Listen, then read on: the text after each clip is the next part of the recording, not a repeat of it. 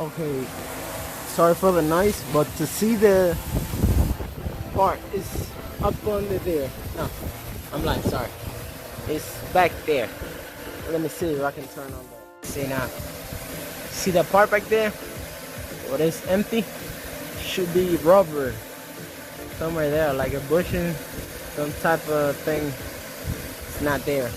But to get there, you will have to take that little support out. And the exhaust is on one piece. So you have to take it out from there. There. Be careful with the O2 sensors and drop it a little bit, and hopefully we can get it. In case I broke one of the bolts right there. That one came out not good, but it was alright.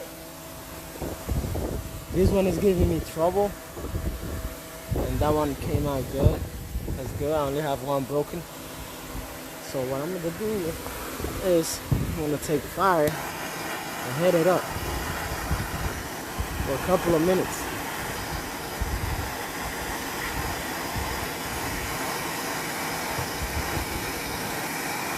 Then get PB blaster or something, or WD-40, whatever, and shoot it in there. Hit it one more time.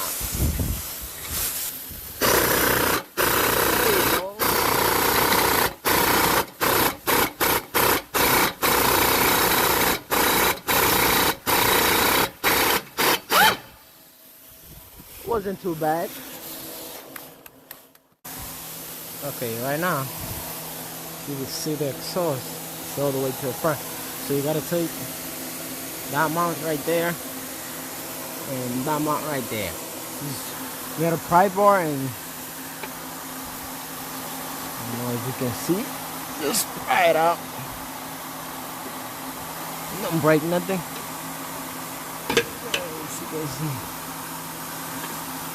I need both of these.